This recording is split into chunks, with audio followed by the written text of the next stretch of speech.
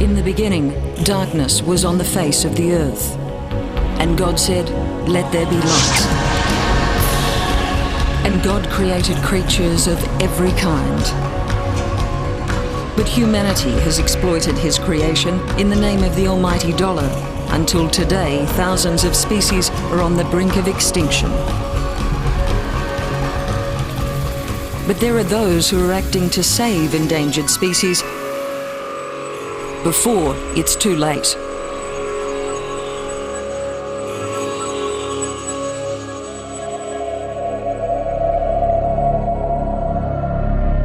In the closing years of the 20th century, at a time when God's creation was under its greatest threat,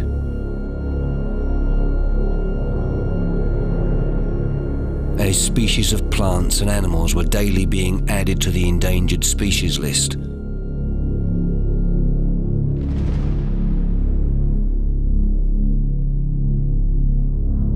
or worse, succumbing to extinction. As humanity's insatiable appetite found fresh ways to exploit the planet and threaten the creatures that dwelt there, a new species, previously almost unknown, fell under humanity's gaze.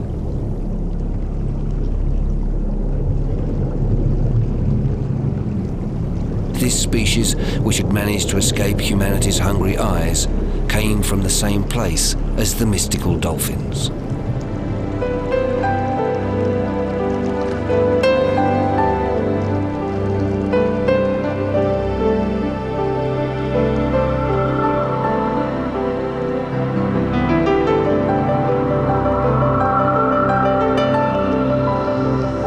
From the same place as the great whales.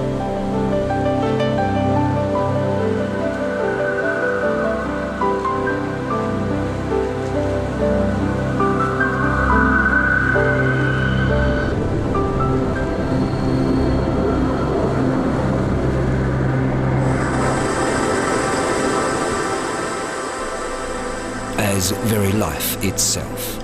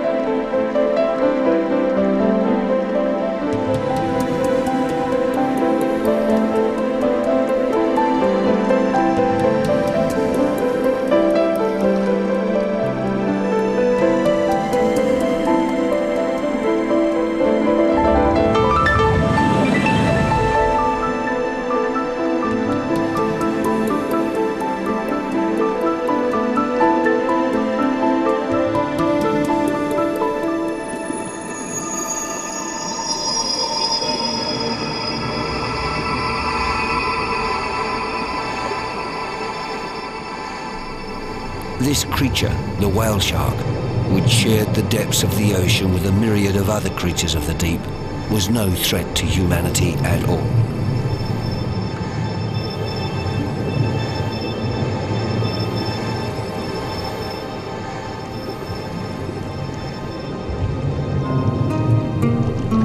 It was as gentle as a lamb, yet it is the biggest of its kind.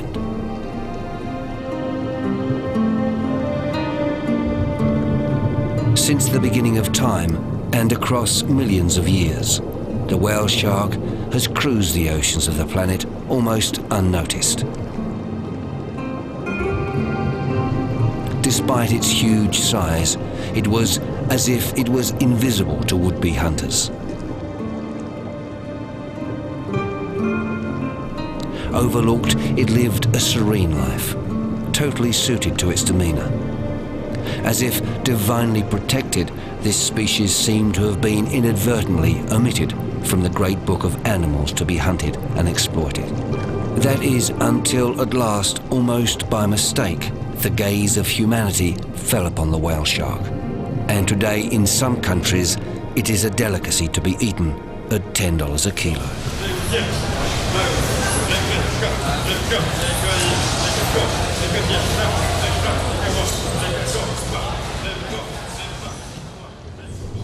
The whale shark is probably the most laid-back species created. Its only desire to dine on its fare of krill, plankton and other microscopic organisms.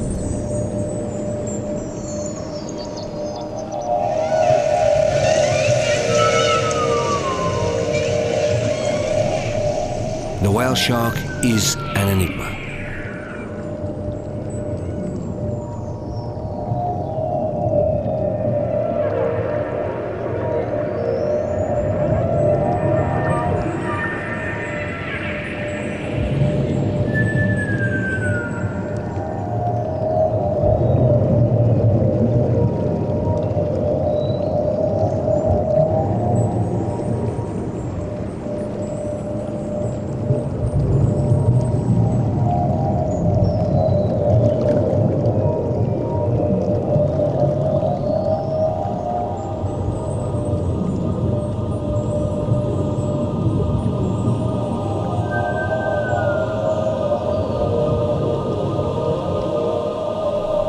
It is still one of the great mysteries of the sea. Each year, at certain times, in certain places, these huge fish appear. They hang around for a short time and then disappear again.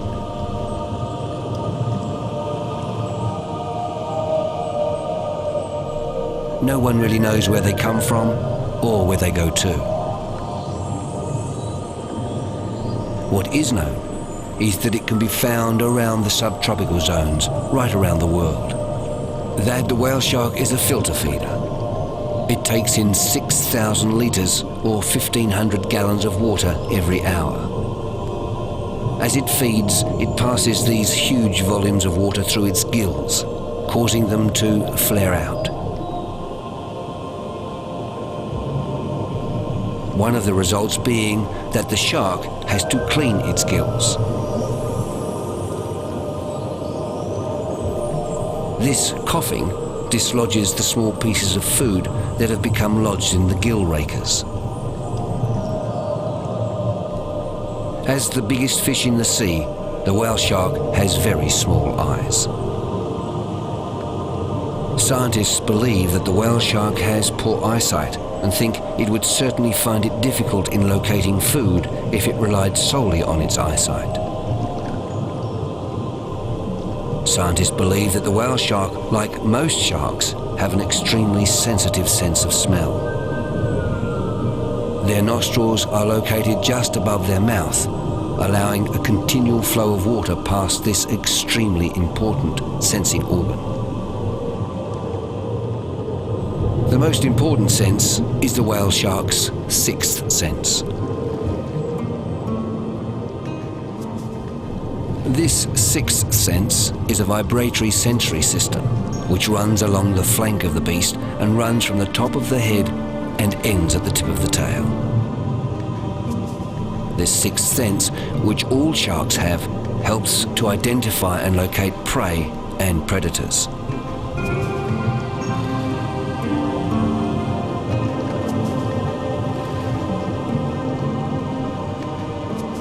And that is about all that is known of these elusive creatures. Not much at all when you remember they are the biggest fish in the sea.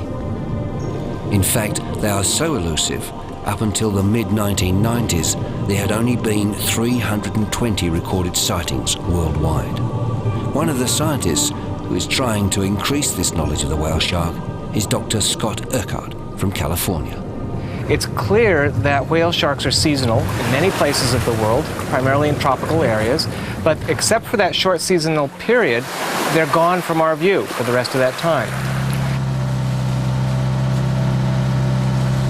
For some years, Dr. Urquhart has been satellite tagging whale sharks in an attempt to discover where they go when they disappear from humanity's eyes.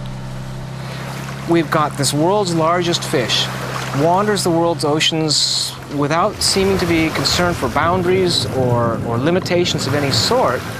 And now we can finally follow that animal and better understand why it fits into the environment that it exists in.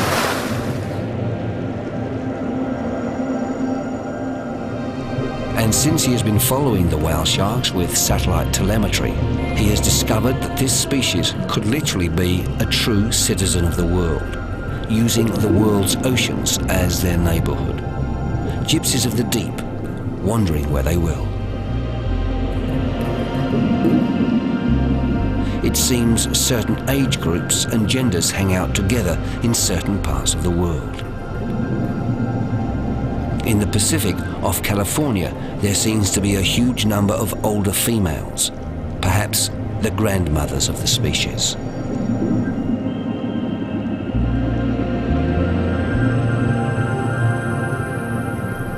At Ningaloo, off Western Australia, young males, immature and adolescent.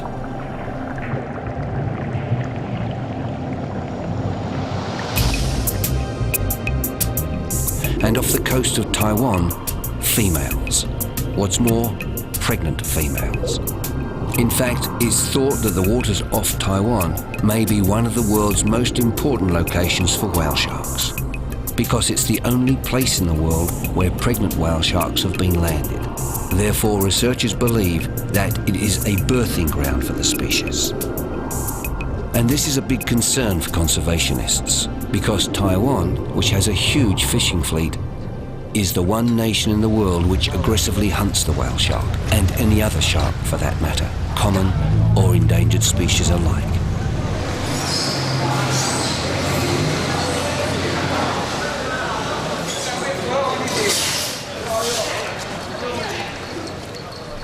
This is Sueo in North Taiwan, one of the country's main wholesale fishing markets. This is where the whale sharks and other catches are auctioned.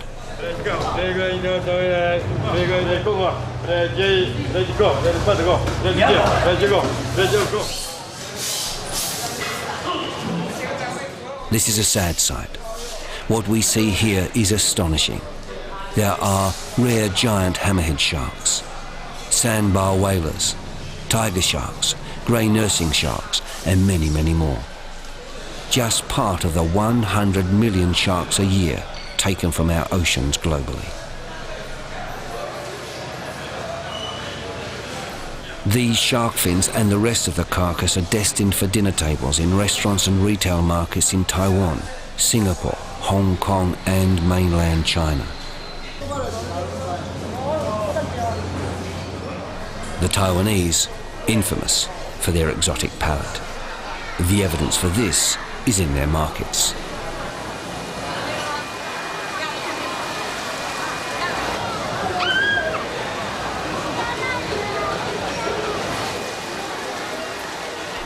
And this is whale shark meat displayed openly at $10 a kilo.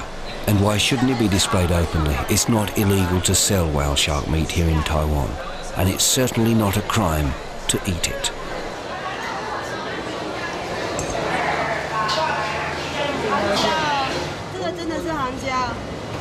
But there are those in Taiwan who are concerned about this. We have been working on sharks for many years, but in the recent years we started to working on whale sharks, particularly. The fish market serves as a research laboratory for Professor Liu and his colleague Professor Yong of the Nation of Taiwan Ocean University. They have been studying whale sharks since around 1995 and have an arrangement with the fishermen at this market. They regularly bring their students down to gather data on catches. They are concerned that there are no controls on whale shark fishing in Taiwan's waters. We don't have enough information to know whether the population is declining. The only data we have is just the the catch is declining. So it's difficult to tell whether we should totally ban the shark fishery. The professor's concern was heightened in 1995 when the fishermen called them to see their biggest catch ever, a huge whale shark. One day the fishermen called us, said they caught a female whale shark with lots of embryos. As these pictures show, the female was full of unborn whale sharks, more than 300. These embryos were in 3 different stages of development. So rare was this find, they were frozen for research purposes. Some were still in their eggs, while the biggest were free of their egg cases and without a yolk sac, and at around half a metre long were ready to be born. What's more, 15 were still alive inside their dead mother. There were also thousands of small ova, each less than 1 centimetre in diameter. This finding is probably the most important discovery about whale sharks so far. Until this time, science thought whale sharks laid eggs like most other fish. But this find proved once and for all that whale shark eggs hatch inside the mother's body, and she gives birth to live young. But this discovery raises more questions, like, does the female give birth to a school of whale sharks? Or do the offspring emerge individually over a period of time? If so, is that period of time hours, days, or weeks? Another question is, where are these tiny whale sharks? The smallest ever recorded alive in the ocean was this one at Ningaloo in Western Australia, a mere 2.9 metres long.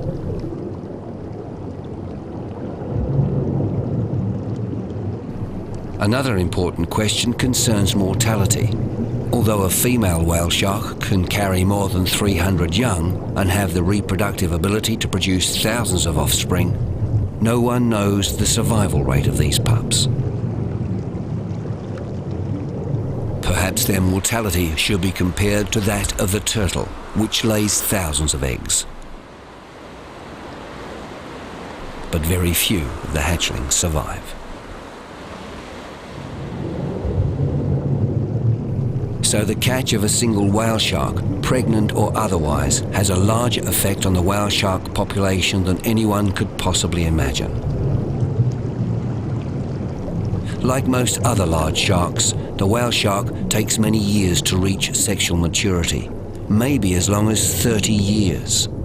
And because of this, and the incredible decline in numbers, it's believed that mating opportunities are now becoming extremely rare. This problem is compounded by the fact that an average-sized 10-ton animal could fetch as much as $70,000. Therefore, the larger whale sharks, the breeding stock, are being targeted. Which means the death of a single whale shark, especially a female carrying more than 300 pups, is a devastating blow to the global whale shark population. So unless the Taiwanese stop hunting the whale sharks, this species has a real possibility of being eaten to extinction. Fortunately, that is not the case elsewhere in the world. Like in the Philippines.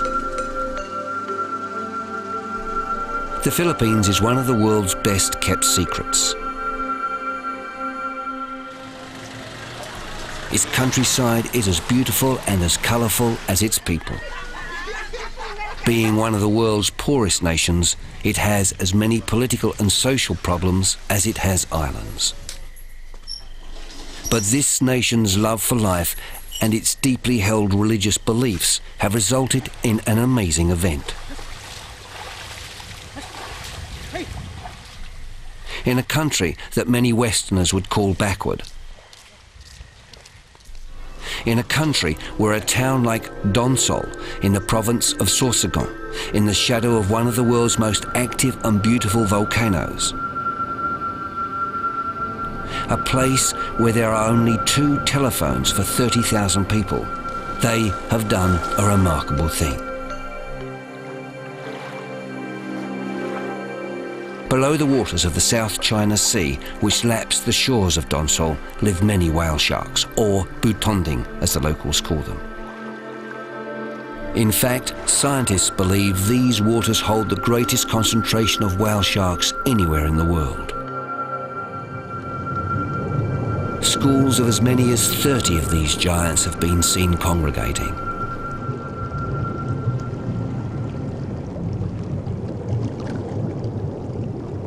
Despite the fact that whale sharks, or the butonding, have never been hunted in this part of the Philippines, they were hunted elsewhere.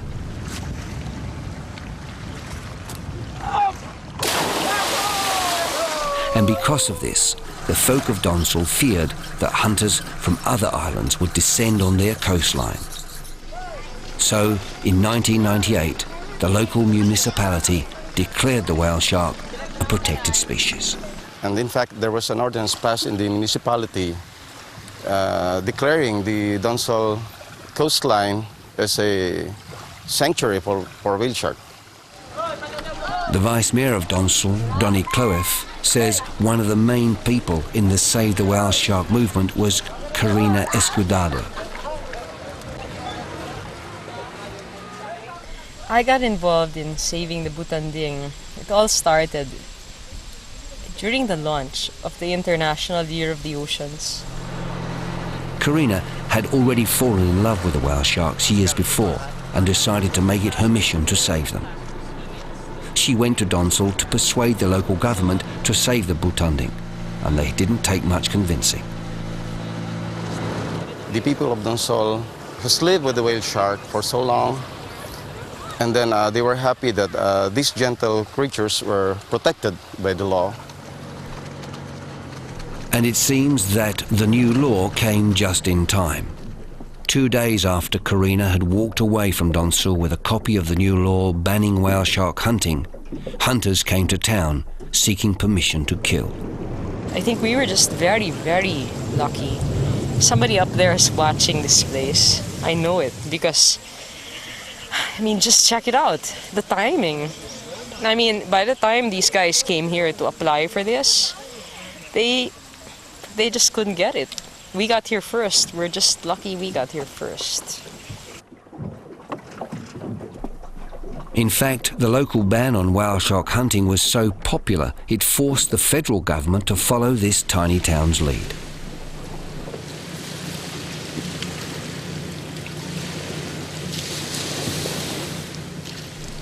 What makes the success of this ban on whale shark fishing even more remarkable is the fact that before the ban, a whale shark could earn a Filipino fisherman around $1,000. But after the ban, merchants were offering 10 times that amount on the black market.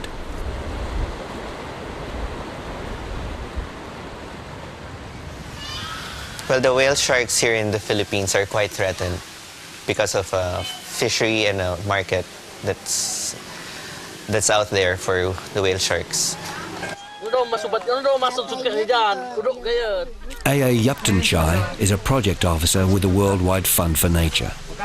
He is looking at ways of helping local fishermen resist the temptation of the big bucks that can be made from the black market. I know WWF has been involved in conservation of fishery stocks and sharks in general, but focusing on the whale shark, this is the only one that we're implementing. And he has found an alternative livelihood for the fishermen.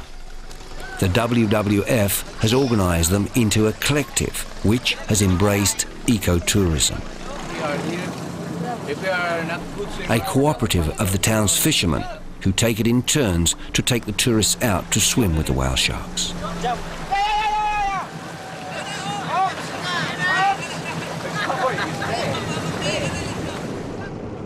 These are the eco-tourists who bring life to the whale shark and the Philippine villages.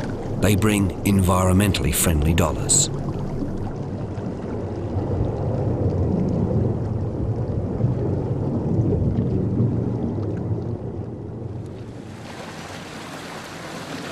And old-timers are happy to tell the tourists about the times when whale sharks were even more numerous than they are today.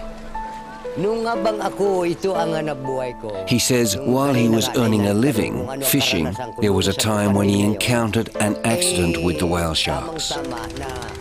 He went out fishing. He fished all night. It was early morning when his boat hit a whale shark and the propeller came off.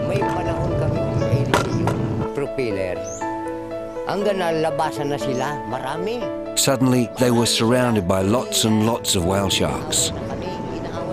They were fighting with the boat. They were thrashing around with their tails and they were smashing into the boat. He ended up in the water. There were some floating pieces of the boat and he grabbed onto these to stay afloat. He was very scared. He was floating out to sea, holding onto a piece of wood. Other fishermen came out to rescue him. When he was picked up, the whale sharks were everywhere. He was very afraid because he thought he'd be eaten by the sharks. But the whale sharks didn't harm him. He says they were just there. Today, instead of hunting whale sharks, this old sea dog has been taught a new trick. He is part of the new generation of hunters who hunt with cameras and with tourists.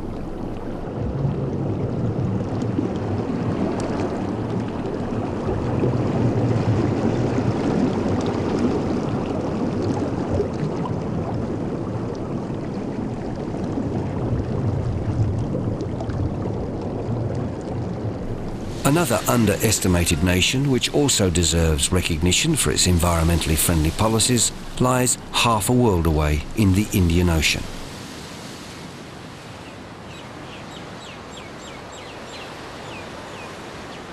The archipelago that is the Seychelles.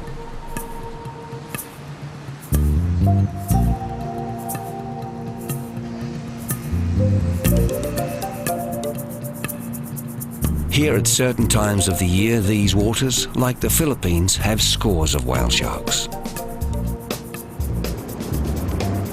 In these warm tropical waters, a dozen or more whale sharks have been known to hang out and interact with one another.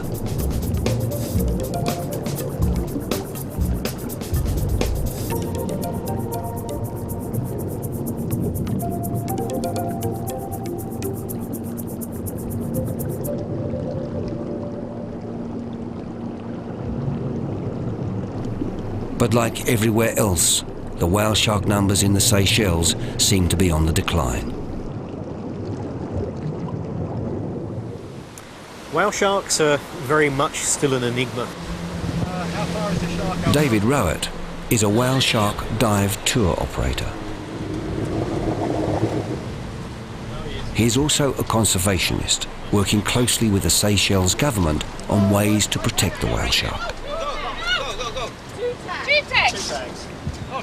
The endangered species IUCN Red Data Book lists the whale shark as data deficient, and that says that we don't know enough about this animal to say whether there's a lot of them or not a lot of them, and whether it's threatened or endangered or not. And so with that I try to find out a little bit more. And as far as David is concerned, until those questions are answered, the whale shark should be protected. And like the Philippines, this tiny nation of the Seychelles, with its less than 1 million people, is likely to declare the whale shark just that, protected. The Seychelles has been an eco-nation for about 20 years. Gilbert Poole is the Seychelles president's special advisor. In 1999, he devised a new approach to ecotourism with the introduction of the Seychelles Gold Card. Well, there's so much we wanted to put on the card, but we finally felt it was best to keep it as simple as possible. So we've gone for some striking, clean images of the Seychelles. First of all, our green is our gold. It puts across the message that really our main source of resources in Seychelles is our greenery, our environment, our nature. So we feel that this line really puts that message across. And then we find a clean, nice beach on one of the small islands with one of our rare shells, and of course a little logo that shows the sun bringing out the life in our green nature.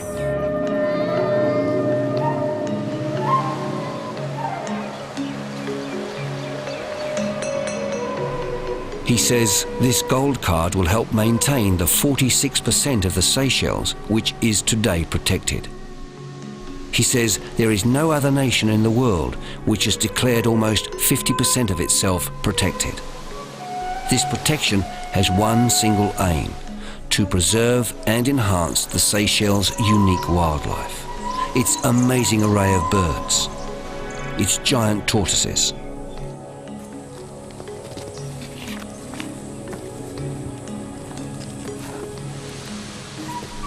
its primeval Valley de Mai. But the government and conservation groups are beginning to realise that despite the fact almost 50% of the nation is protected, events elsewhere in the world are impacting on them. For example, they have noticed a marked reduction in the number of whale sharks in their waters. They too believe that this amazing creature is a citizen of the world, a true gypsy of the deep, and is in fact a classic example of the web of life. An example of what happens to whale sharks 15,000 miles away impacts on marine life in their backyard. That the hunting of whale sharks by Taiwanese fishermen is having a detrimental effect on their whale shark numbers. Over the last 5 years, the whale shark fishing industry has really taken off, especially in the Far East. And with a shark that grows so slowly and matures so late, even the numbers that they're taking now are not sustainable. At least that's what we believe, which is why we're doing the work. In the Seychelles, the conservationists have begun tagging whale sharks to see where they go. But that question is becoming academic, as declining numbers means fewer sightings and fewer sharks to tag.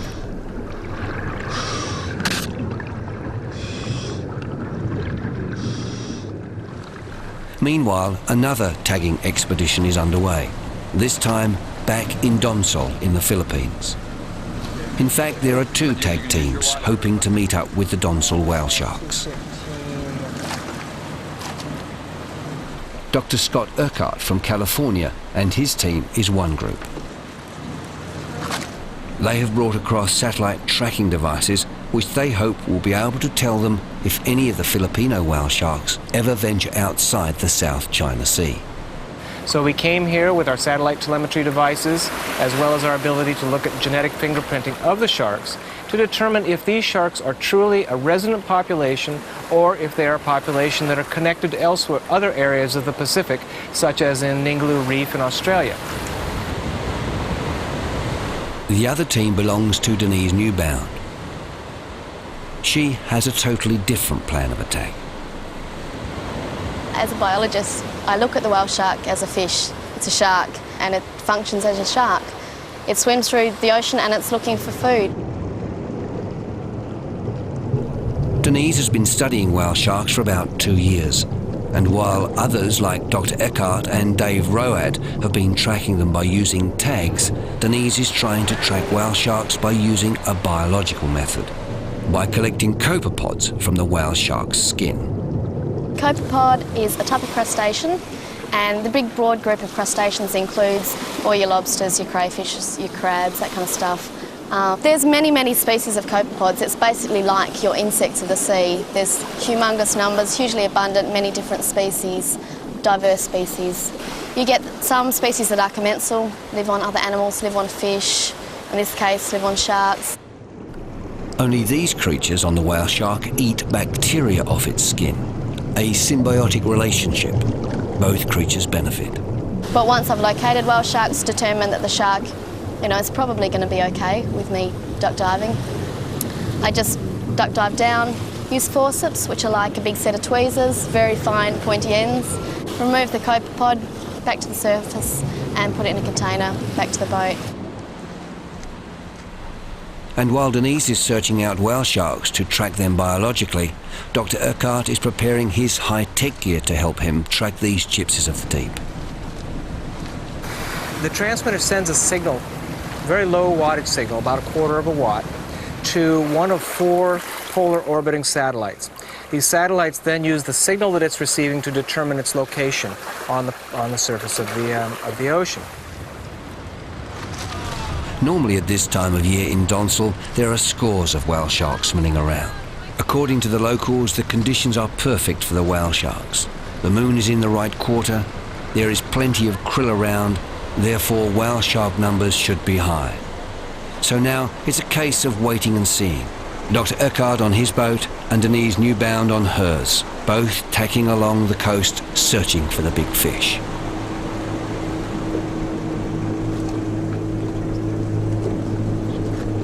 But for the scientists, they are proving elusive.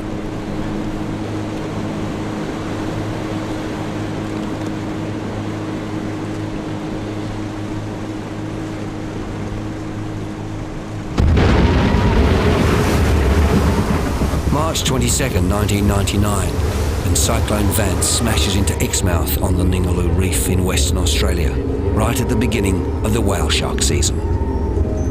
Winds reached 267 kilometres an hour. It was the strongest ever cyclone to hit the Australian mainland. Exmouth was virtually destroyed.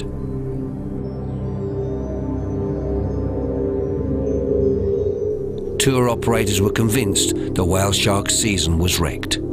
They were right. However, their loss was another's gain.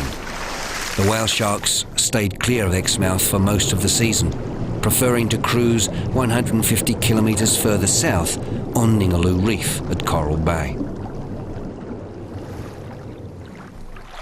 Although the whale sharks were remaining elusive in the Philippines, despite the cyclone, Ningaloo was having one of its best seasons ever. And there's another difference. Unlike the Philippines and the Seychelles, where whale sharks congregate in large numbers, Ningaloo sharks tend to be solitary. However, the waters around Ningaloo, where the sharks are found, have possibly the clearest waters in the world. And without a doubt, divers who come to this area to swim with the whale sharks are rarely disappointed.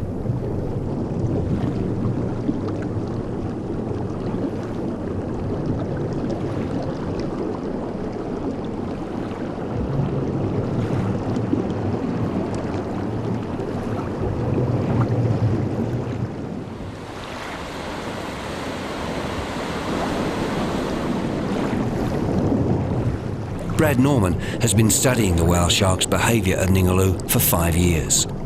He has the world's largest collection of whale shark photo IDs, and it's doubted that any other scientist has swum with more whale sharks than he has.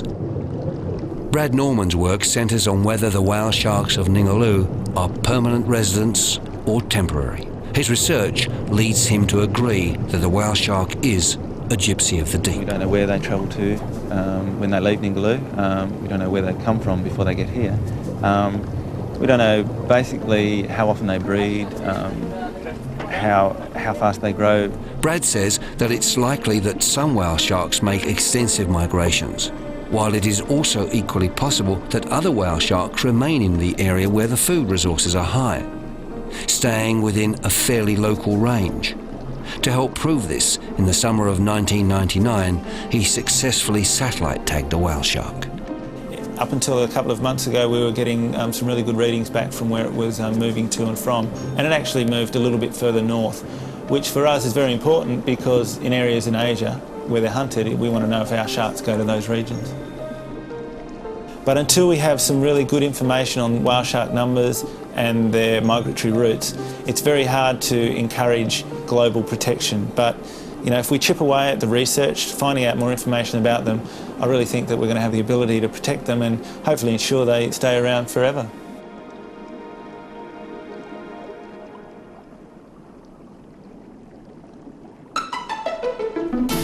Twice a year, in March and April, more than 200 species of coral, which is the Ningaloo Reef, spawn, bringing in sea life of all kinds to form a definitive microcosm of the food chain as the Indian Ocean turns into a nutrient-rich soup de poisson.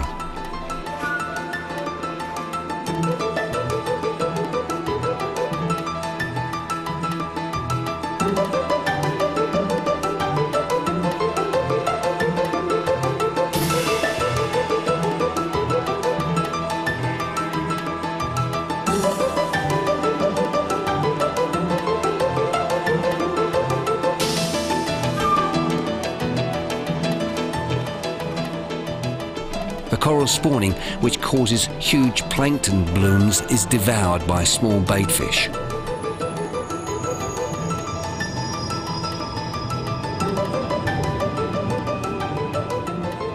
Which in turn are devoured by tuna and other larger fish,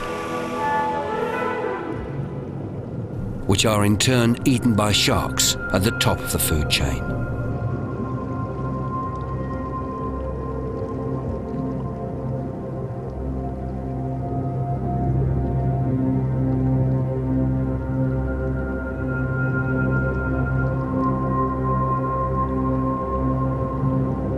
Meanwhile, the whale shark, who when fully grown has no real predators, cruise in amongst the melee, taking what it needs.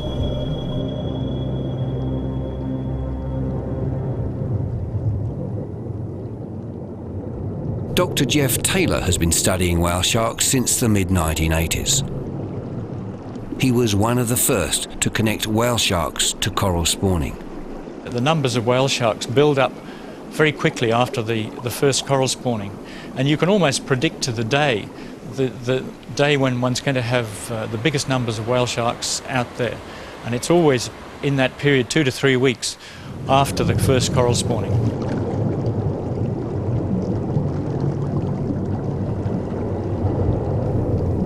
But this type of feeding frenzy is rare. Usually the whale sharks are calmly cruising the oceans just below the surface, doing what the scientists describe as passive feeding.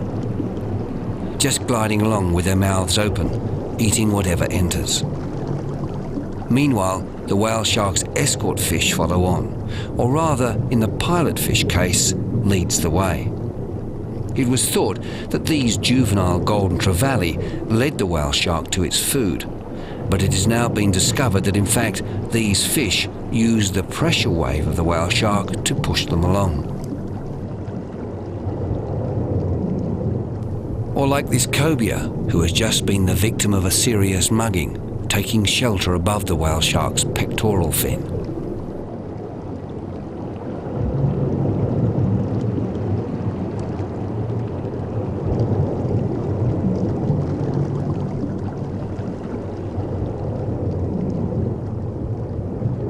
Then there are the remoras, the suckerfish, hitchhikers who have grabbed a free ride and opportunistically grab a free feed whenever they can.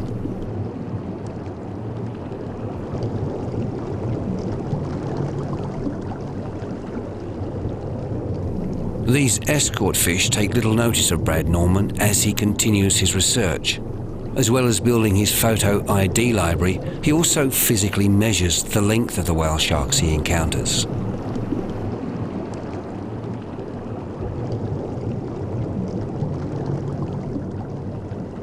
Ningaloo's solitary sharks are predominantly young, immature males.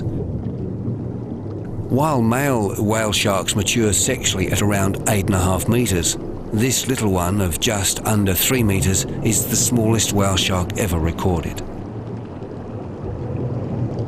This means that although this whale shark is almost 3 meters long, scientists don't know how old it is. It could be as young as 3 months or as old as 3 years. It's all part of the whale shark enigma.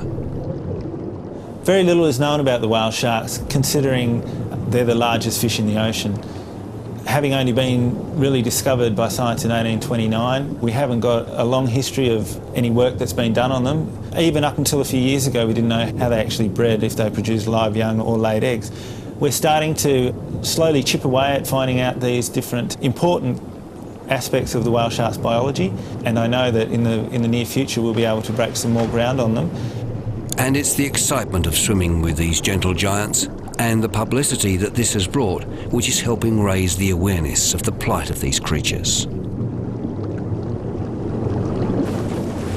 I think ecotourism has great value. It provides the opportunity for the general public from all walks of life and from all countries to see these sharks in their own environment and in their natural state.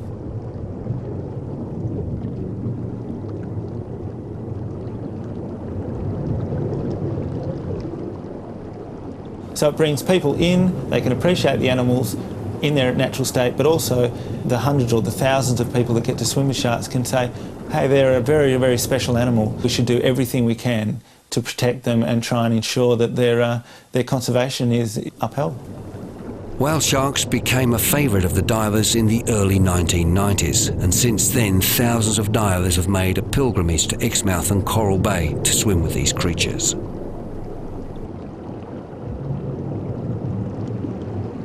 Many of those animals have been resighted from year to year. There's one or two favourites. There's one called Stumpy that's got no dorsal fin to its tail. That's a very popular animal because it swims so slowly and people can swim along with it for hours on end. There's another particular animal that's got a huge gash down the side of its gill. We've nicknamed that one Arthur Scargill. They're not there every year, but every second or third year we'll see them again. One of the reasons for Ningaloo's success is that it is one of the most predictable and easiest places in the world to see whale sharks.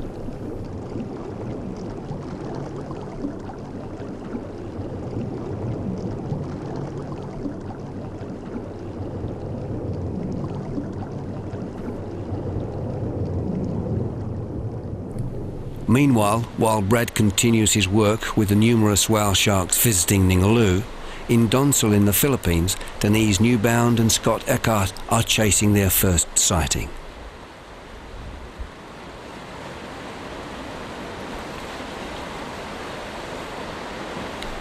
But despite a few false alarms, at last some action, and Denise's team spots a solitary shark.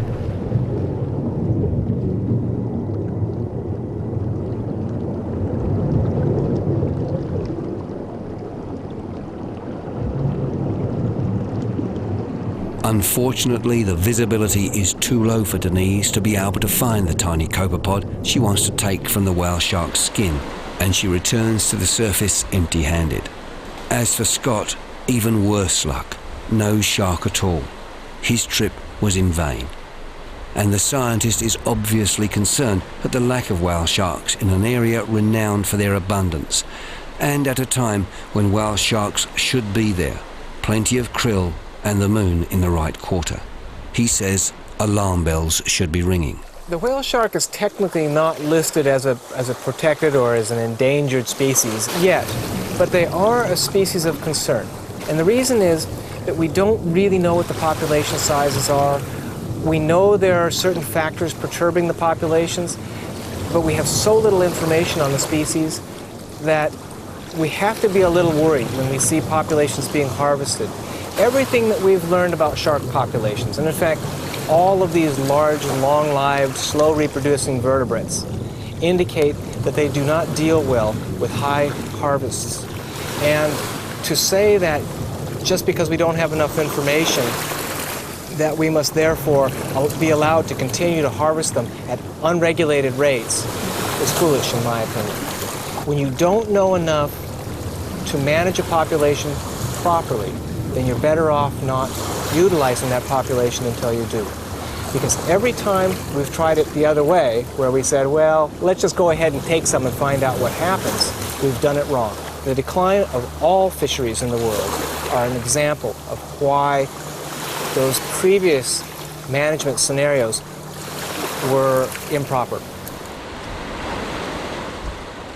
It's really important our oceans are protected. It's too easy to think that, they're there, we can do what we like, it's okay, nothing's going to change too dramatically, but it's not the case. You can see where you're having dynamite fishing, you can see where large animals like whale sharks or even apex predators like sharks that are quite important in an ecosystem are being wiped out. And the implications of that are just too huge to even consider. And so really, we just do have to look after our oceans. So both Denise and Scott agree that uncontrolled fishing of the whale shark must be halted. That idea is shared by Dave Wright. So the whale shark is fairly symbolic because this animal is an indicator of the health of the world's oceans, because this creature travels the world's oceans. It feeds in the world's oceans, and it lives on the marine life that is in the different oceans, in the different areas. And so its welfare really is pretty critical to the welfare of the ocean. Not that the whale shark is the caretaker of the ocean, it's more of an indicator of the ocean's, I think, sort of reproductive capacity. And all three researchers agree that controlled ecotourism is a preferred alternative to whale shark fishing. They say that countries worldwide should be encouraged to embrace controlled ecotourism rather than hunting, just as the people of Donsel have done. The small step taken by this tiny town, which resulted in the total banning of whale shark hunting in the Philippines, they say, is a movement which must be applauded and encouraged. Likewise, the Seychelles, one of the world's smallest nations, yet almost 50% of its territory is protected. And they encourage other countries around the world, particularly Taiwan, to follow the Philippines and the Seychelles' lead.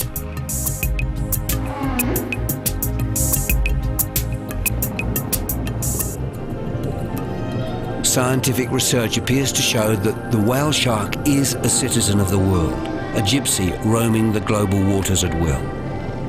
The fear is, if the whale shark isn't given the sanctuary of international protection and whale shark harvesting continues unchecked, then pretty soon, maybe within 10 short years, this amazingly gentle giant we call the whale shark could become extinct.